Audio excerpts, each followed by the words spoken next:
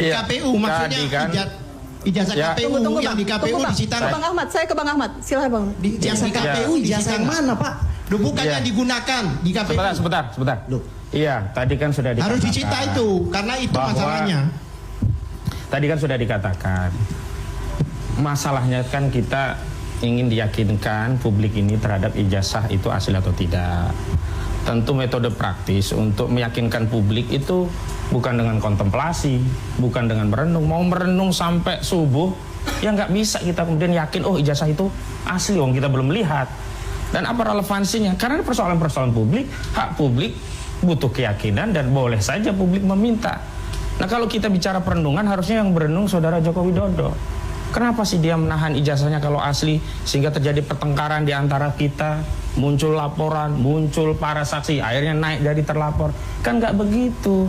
Dan kalau kita mau tunduk pada undang-undang advokat, nggak boleh dong Bu Kurnia itu langsung dilaporkan. Harus ke Dewan Kode Etik, bertanya dulu ke Dewan Kehormatan, apakah tindakan ini masuk kualifikasi menjalankan tugas profesi atau tidak. Kalau tidak, baru ada rekomendasi Dewan Kehormatan itu, baru bawa ke polisi.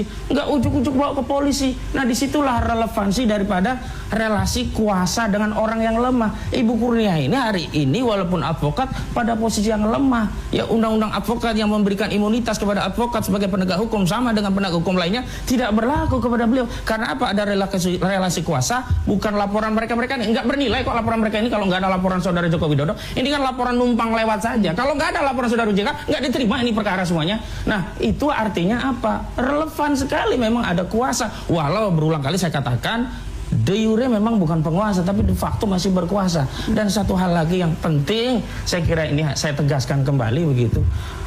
Janganlah mengedarkan narasi kalau tidak berani bertanggung jawab. Soal misalnya ada tokoh besar, itu kan menambah gaduh.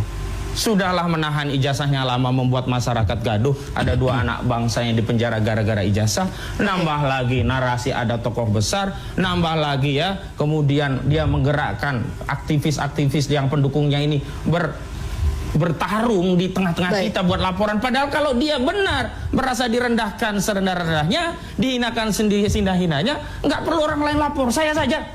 Saya butuh menjaga marwah dan wibawa saya, kehormatan saya, maka saya lapor polisi. Anda semuanya minggir. Itulah contoh seorang negarawan sekaligus bapak bangsa bagi kita. Saya kira begitu. Seperti itu, Bang Norman.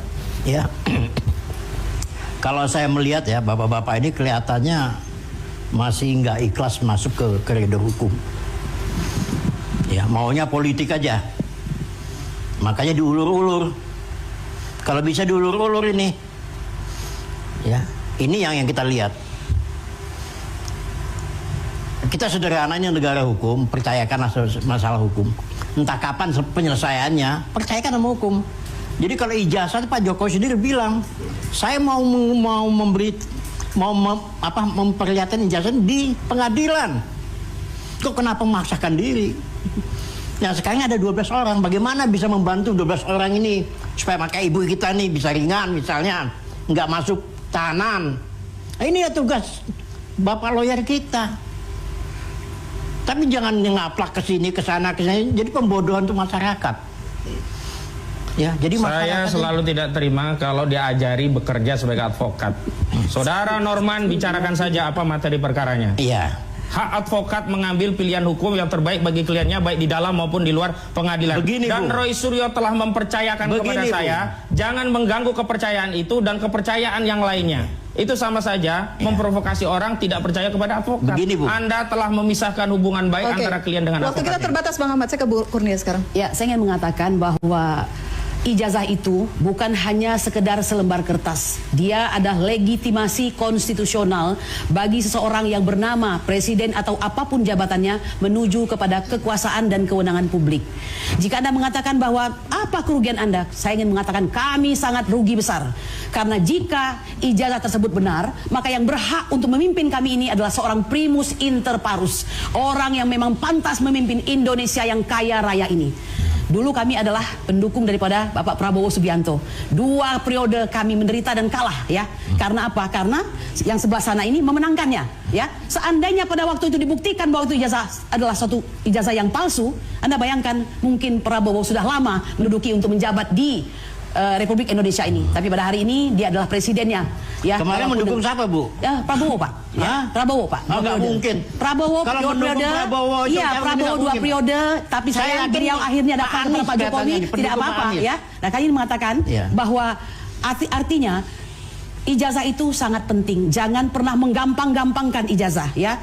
Grafonomi Indonesia pernah mengatakan bahwa jika Anda tidak mempunyai ijazah palsu, maka Anda masuk dalam blacklist daftar orang yang tidak lagi bisa mendapatkan pencari kerja. Itu masuk dalam kategori suatu korupsi ya. Itu masuk dalam kejahatan. Jadi bayangkan ini.